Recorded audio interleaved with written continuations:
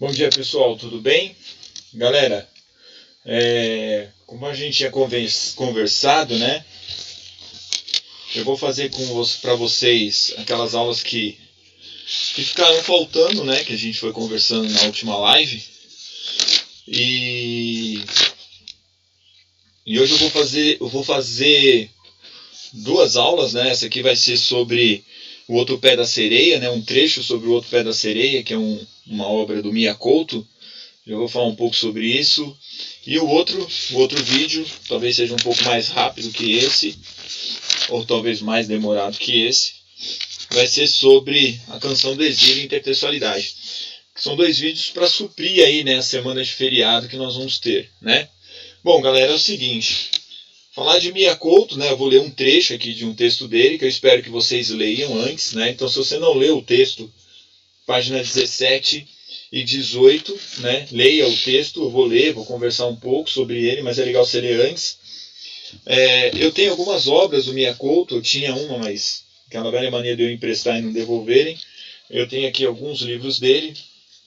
Vozes Anoitecidas, né?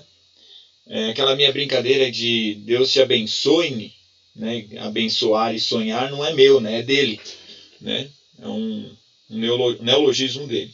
Então aqui, ó, esse é um livro que cai no vestibular aí para vocês, né, aqui do Paraná, né? São contos dele. Terra Sonâmbula, né, um livro muito famoso dele, pode olhar, todos são da Companhia das Letras. Mas vocês acham em sebos aí, né? E aqui é A Varanda de Frangipane. Sempre me confundo para falar esse nome. Né? E eu tinha um outro livro deles, que agora não me recordo qual é, mas infelizmente está com alguém por aí que faça a pessoa feliz. E aqui é o Outro Pé da Sereia, né? Que é um livro. Vocês estão vendo que eu fico me perdendo na câmera, né? Que é o Outro Pé da Sereia, Mia Couto. O Mia Couto, já ouvi muita gente falar que ele é uma mulher, né? Mas Mia Couto é um homem. Vou pegar a foto mais bonitinha que tem dele aqui, ó, para vocês verem, ó. Ele é hoje é considerado um dos maiores escritores de língua portuguesa, e principalmente de língua portuguesa, né, relacionada ao continente africano, né? Ele é de Moçambique. Outro autor muito importante aí da África que a gente vê caindo em vestibular e tal é o Pepe Tela. Só que o Pepe Tela é angolano, né? Bom, galera, o Outro Pé da Sereia. Não vou falar do livro, né? Não é o caso. Aqui é só para a gente conhecer os pontos da narrativa, né? Elementos da narrativa, né? O que é personagem, foco, tempo, espaço. E aí eu vou ler e a gente vai conversar a respeito desse elemento, desse trecho, né, que vocês têm aí. Então é bacana vocês lerem, né? Tem que ler o texto depois, se tiver, né, mais alguma dúvida, se vocês queiram trocar uma ideia, a gente vai falando sobre ele, tá bom? Em sala de aula e tal. Se Deus quiser, logo a gente se vê por aí. Bom, então vamos lá. Eu vou começar aqui e a gente vai trocando ideia. Então, leia o trecho do romance O Outro Pé da Sereia, escrito pelo moçambicano Mia Couto, e responda as questões a seguir. A viagem não começava quando se percorrem distâncias. A viagem não começa quando se percorrem distâncias, mas quando se atravessam as nossas fronteiras interiores. O Mia Couto tem muito disso, né, meu? Tem muita introspecção. Vai lembrar que ele é um grande leitor de Jorge Amado e Guimarães Rosa. Né? Daí a preocupação que ele tem, principalmente com a questão de descrever a fauna e a flora moçambicana, né? E os aspectos do povo de lá, que não é muito diferente do povo nordestino, né? A viagem acontece quando acordamos fora do corpo. Tem muita poesia. Mia Couto começou como poeta, né? Longe do último lugar onde podemos ter casa. Cara, pesado isso, né? Mandia, eu não sei a pronúncia, né? Mandia, acho que é isso. Malunga, sentiu que realmente viajava quando perdeu de vista o único casebre de antigamente. né? Antigamente é um local, tá bom? Antigamente é um local, você vê até com letra maiúscula, certo? Nunca ela pensara regressar à Vila Longe, olha lá, Vila Longe, um lugar, sua terra natal. Não fosse o aparecimento da santa, e ela permaneceria enclausurada na solidão. Vê como é muito lírico, né? Uma prosa lírica, isso aqui é legal. Quando chegou ao rio Musanguese, deve ser assim, ela procurou pelo barco. Era uma canoa feita de um tronco de uma baua e estava ocultada entre os caniços da margem. O lugar era-lhe familiar. Era ali que Mandia vinha na companhia de Lázaro, todos os 3 meses, trazer cabritos e receber em troca mantimentos e os bens para a sua sobrevivência. Aí, ó, tá vendo? Era um lance com trocas, né? Levavam um animal, ganhavam alguma coisa e tal. Nunca ela vira o comerciante com quem trocava mercadorias, porque eles levavam, por exemplo, levavam o bode, levavam a cabra, deixava amarrada lá na árvore, depois chegava lá, tinha as coisas que a pessoa deixava, eles não se viam. Louco isso, né, cara? Limitava-se a deixar os bichos na sombra de uma sassa onde já havia sido depositados os alimentos, o sal, o fósforo, o petróleo e alguma roupa. Então ela chegava, já tinha as coisas lá. Aí deixava o bicho amarrado lá, pegava as coisas e ia embora. Legal, né? Isso me lembrou uns lances aí que tá acontecendo nos lugares do interior do Brasil aí, que a pessoa monta uma vendinha na estrada, você já viu esse negócio? E deixa lá a caixinha de dinheiro com o troco, a hortifruti lá, né? A pessoa passa, pega lá um chuchu, acho que vale R$2, põe R$2 dentro da caixinha e vai embora. Aí vem o outro, esse mamão aqui acho que vale 5. Aí ele tem R$10, ele põe 10, pega 5 e vai embora. Se Deus quiser, isso vai ser permanente. Dessa vez tudo era diferente. Era ela que se trocava em nome da salvação de Zero e do seu mundo solitário. Mandia olhou para o burro Bongolo. Cara, as pronúncias são de linguagem típica moçambicana aí também, né, meu? E mediu a tarefa de o meter dentro da canoa. Não seria o peso que constituiria a atrapalhação. O bicho estava magro, ó lá, vai vendo. A pele sobrando no cabide dos ossos. É muito parecido com o Nordeste. Zero dizia que era assim que os seus jumentos morriam, emagreciam até levantar voo, mais ligeiros que um beija-flor. A gente vai conhecer mais pra frente aí Vidas Secas, o 15. Cara, é muito parecido. A geografia é muito parecida. Não tarda que este também vá, pensou Mandia, enquanto empurrava o animal pelos quadris. Todavia, Bongolo tinha uma testa maior que o corpo e recusava tirar o casco do chão. Felizmente, devido à seca, o caudal se tornara superficial.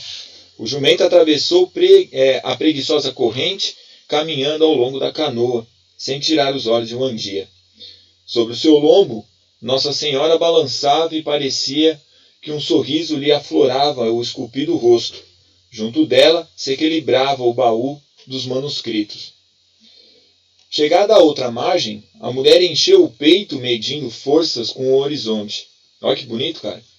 As árvores que ela vislumbrava, frondosas, junto ao rio, era aqui uma ossatura vegetal, ramos indigentes raspando os céus, árvores de rapina. Por causa da seca, né? Então, por mais que o rio aí dá a impressão que é um rio muito minguado, né? Então a vida em volta dele também é igual, né? O sol queimava o Mandia, abriu o velho guarda-sol sobre o jumento. Não era o bicho que ela protegia, a sombra pousava, sim, sobre a sagrada imagem. Então o animal está carregando a imagem de uma santa, e ela colocou, olha só, a cabeça da menina. Não quero que adoeça, santinha, com essa pele tão clara. Legal isso, né, cara? A pele negra, né, cara? Ela aguenta mais, aí fala com a professora Marcela de Biologia, o lance da melanina, né? Ela aguenta mais o calor, né? eles já estão preparados para isso, né? E daí o nariz mais aberto, né? O nosso é mais fininho para puxar mais o ar quente, né? E lá é o contrário. E a nossa pele branquela aqui, cara, a gente não aguenta 5 minutos lá. Nossa Senhora caísse em doença e a desgraça desceria em antigamente. O marido pagaria com a própria vida, consoante o mau agouro, ou agouro, né? Traduzido por Lázaro vivo. Foi então, e só então, que o Andia reparou que um lenço branco estava amarrado ao único pé da santa. Era um desses panos que se enrolam nos troncos das árvores sagradas e que lembram os espíritos dos antepassados.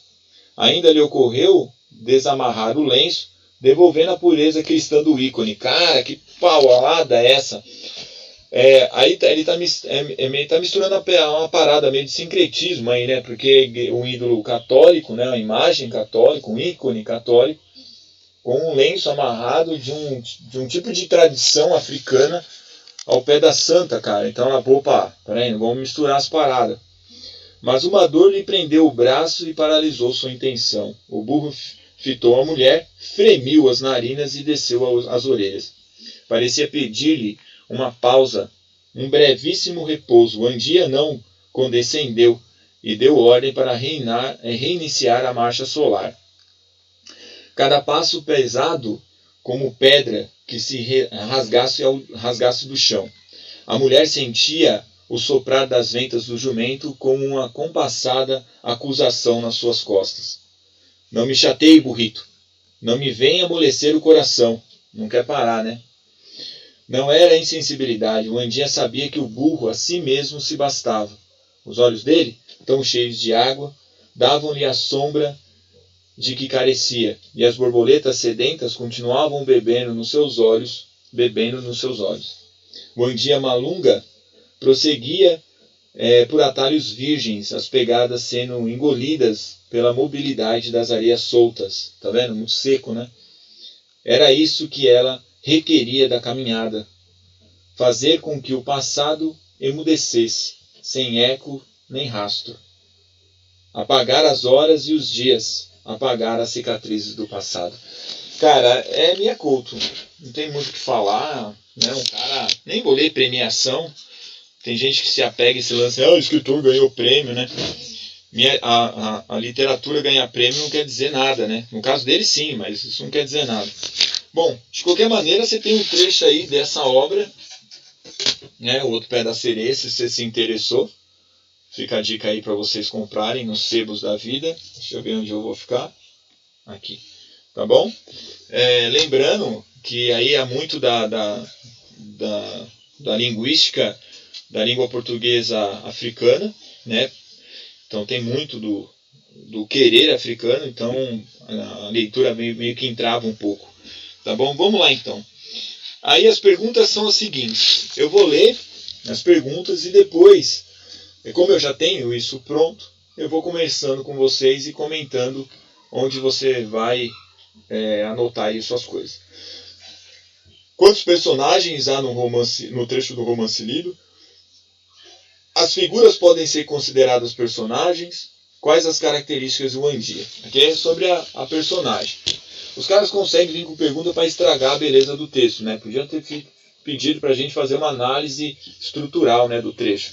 Ó, tô dando aula para vocês e a Friga fica mordendo meu calcanhar. Dá licença! O foco narrativo. O que se pode dizer do ponto de vista em relação às dúvidas e anseios de um Andia? Que elementos chamam a atenção do narrador? Como o narrador pode ser classificado nesse trecho da narrativa? Aquele lance, né? Personagem, observador, onisciente. O tempo. Que marcas do tempo podem ser localizadas na narrativa? Como o personagem principal, a personagem principal, se relacionam com o tempo do passado? Lembra o finalzinho lá? Dá um tchan aí sobre como ela vê o passado dela, porque ela está seguindo em frente e não quer olhar para o passado. Que tipo de tempo é predominante no trecho lido? E o espaço, que é uma das coisas mais legais que a gente tem aí, selecione os elementos que indiquem as características indicativas do espaço da narrativa, onde se passa a história. A gente viu lá o leito do rio, não foi? Pode-se dizer que os espaços físicos e psicológicos se misturam na narrativa? Essa última eu acho muito legal, né? Porque Aí que entra o lance da introspecção, né? E as características de leitura do cara também, que ele é um grande leitor, né? Será que o espaço narrativo e o espaço psicológico se misturam? Para mim, sim, né, cara? Hoje, ainda mais na cultura, na literatura contemporânea, isso acontece bastante.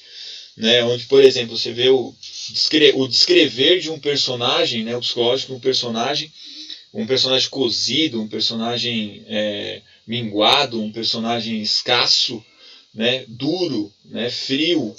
E aí você vai olhar o ambiente dele, é a caatinga, né, relacionado à seca. Então você vê muito isso na literatura. Mas vamos lá, vamos falar no modo geral. Sobre tudo isso, são muitas perguntas, né? Então eu vou fazer de uma forma em que isso vá sendo respondido conforme meu discurso. Aí vocês vão parando e vão acionando, beleza? Então a primeira questão lá, eu fechei a página.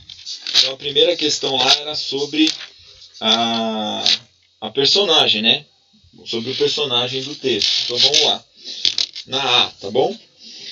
Há apenas um personagem, que é o Andia, tá bom? As demais figuras que aparecem não podem ser consideradas personagem, tudo bem? Pois não atuam. Só o Andia que atua. Então, o Andia é uma mulher dividida entre o passado e o presente. Ela indica uma viagem que pode levar... Ela inicia uma viagem para levar a Santa de Nossa Senhora para longe da cidade em que ela vivia. E em nome da salvação do seu marido, Zero. A gente não tem essa informação ali plena, assim, né, na sua plenitude. Mas aqui explicando para vocês, por isso que eu estou lendo isso, né, nas anotações, para vocês terem essa noção. Então, o marido, né, está sofrendo de alguma coisa, né, uma doença, alguma coisa do gênero, eu não sei especificar, e ela vai levar essa santa embora para salvar o marido. Aí, quanto a B, né, o narrador acompanha a personagem de perto, contando não apenas sua história, como também seus temores. Então tem muito do lance psicológico. Então você já sabe um pouco sobre o foco narrativo. Por estar partindo para uma viagem. A observação do narrador se divide em 3 partes. Então vamos lá. O olhar para a paisagem, isso eu já vim falando durante a leitura. O contar a história da protagonista e os anseios presentes. E por misturar sua narração com os pensamentos de Andia, a narração é onisciente, tá bom? Então o narrador é onisciente, porque ele sabe o que ela sente, o que ela pensa. Tem-se a marca, na C, tem-se a marca de um tempo presente relacionado à viagem de Andia. Um tempo passado na memória e tem o tempo futuro, que é o que ela quer fazer. Relacionado à antecipação de sua viagem, a sua chegada à Vila Longe. Andia nunca imaginara ter de retornar à sua terra natal. E esse retorno acaba por fazer com que ela reviva um tempo passado no trecho lido, predomínio do tempo psicológico. Né? Lembra quando ela fala de trocar as coisas ali? Né? Então ela está rememorando algo. A D, aí é pessoal, né? A sua resposta. O espaço físico pode ser caracterizado por elementos como o rio Muzanguese, o casebre de Andia e as árvores da savana. Então você como é um bom aluno de geografia, você já deve ter visualizado como que é o lugar. É possível afirmar que os espaços físicos e psicológicos se misturam na narrativa, foi o que eu falei. Pois é a partir da observação do espaço físico que se lembra os outros espaços, tais como sua terra natal, Vila Longe. Tá bom? Bom, deixa eu ver se tem mais alguma coisa. Eu acho que é isso, né? Respondi todas. É até a D? É. Então, olha só que legal. Espero que vocês tenham gostado aí desse trecho, né? Desse fragmento do livro. Eu não conheço a obra na sua plenitude, eu conheço trechos dela, porque eu tenho que me firmar nas obras que vão cair no vestibular, né? Com Noites Abençonhadas, que eu mostrei para vocês, né? Vozes Anoitecidas, perdão. E tem um outro dele, que eu não me recordo agora, que são livros do vestibular, principalmente Vozes Anoitecidas, que eu usei o ano passado. Então, ó, tá até aqui, ó, dentro do meu caderninho, com as minhas análises, ó, da leitura que eu estou fazendo e preparando uma aula sobre isso. Então, espero que vocês tenham gostado aí. Tem muita coisa sobre ele na internet, só buscar, tá bom? Beijão, gente. Fica com Deus.